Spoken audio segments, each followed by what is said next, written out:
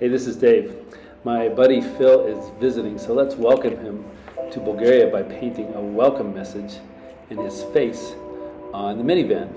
The steps are going to be to find the image, to prep the image, make it into a stencil, cut the stencil, paint it on the van, and then pick Phil up at the airport. So let's find a photo of Phil and open it where we can edit it. I'm going to use Photoshop, and this photo is tilted and it has a background that I don't want. So we'll straighten it out and then crop it and then remove the background. Usually I'm going to put a white background behind this image, and we'll do that this time, although I might find out that I need to do something different later on. Let's just try it and see how that works. And we're going to export the image and then upload it to Bay Stencil. That's my site.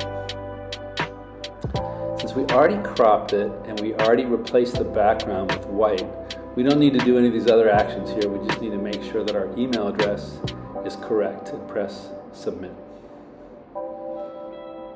And after a few minutes, we get an email back from Bay Stencil, which has some lovely traditional stencil separations in it, but I don't want any of those. I just want the halftones. So I'm going to find that place where it says just the halftones. And I'm going to request the halftones, regular grayscale, 80 lines. And after a couple minutes more, I get an email with the zip file in it that has the halftone file, and that's the SVG. So I want to open this up in Inkscape and just do a quick approximation of what this might look like if I actually cut it and painted through it with the paint color I want on a surface that actually looks like the color of my car. And after all, there's no sense in wasting time if it's not going to look good, so I want to just check it out before I spend the time cutting and painting. So let's make a little box here underneath the SVG and make that box the color of the surface that I'm going to paint. The normal mode for the halftone is going to be black on white, and the SVG is already black, and the surface underneath it just needs to be whatever the color of the car is going to be. So that looks okay on light colors like white or pink or orange, but the color of my car is dark blue, darkish blue, and this black looks way too dark on that blue. I really can't see the face at all. So what I want to do is I want to make the image again, and instead of making it with a white background, I want to make it with a dark or black background. And then what I want from the Bay Stencil is a reverse grayscale stencil.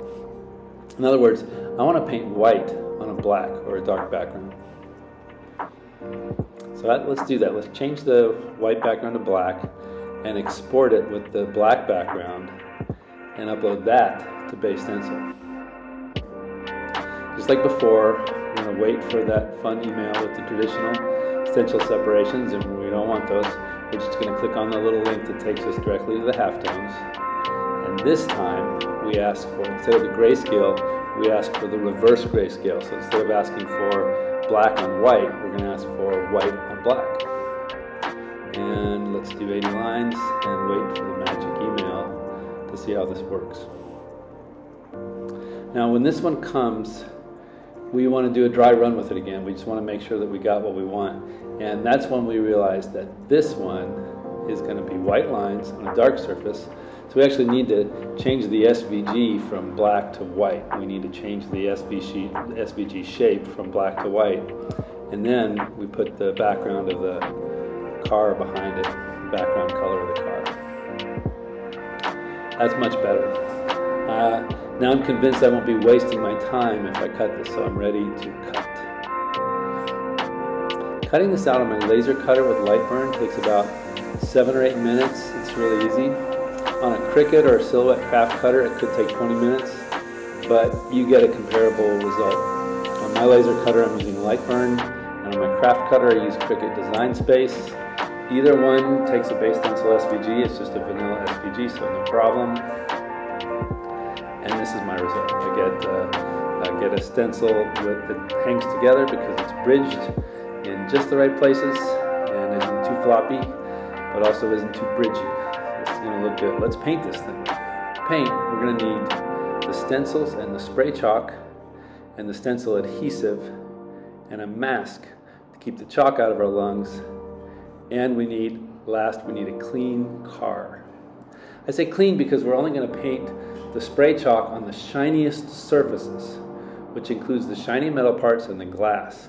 It does not include the porous plastic parts like the rear view mirrors or the rubber or the gaskets or the tires. So we need to clean the shiny parts before we spray so that the chalk comes off clean when we want it to. If you're not sure it's shiny and clean, just don't paint there, especially if it's not your car. I'm using Montana cans spray chalk, but Montana Colors and Molotov also make spray chalk that works just as well. It all comes off clean. The stencil adhesive is a Turkish brand that I can get here in Bulgaria, but you could use any repositional adhesive just as easily, I think. When I spray, I try to avoid spraying too far off the stencil, even though it's easy to wipe up the excess. It's just cleaner that way. And when I remove the stencil, I'm extra careful not to drag it or smear it on the surface because the spray chalk is initially still wet and it will smear. Trust me.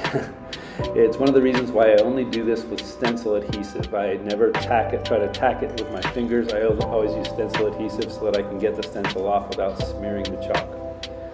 You might notice I added a text stencil to the mix to give a good old Bulgarian welcome. This says, Dobre došli v Bulgaria, or welcome to Bulgaria, Filindo.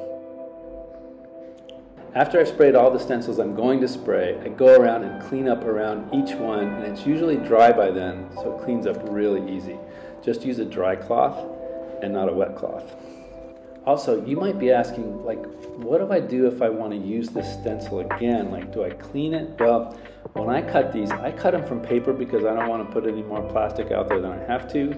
And I cut them from paper, and when the chalk gets on the paper, it tends to be kind of chalky and it's really messy to store.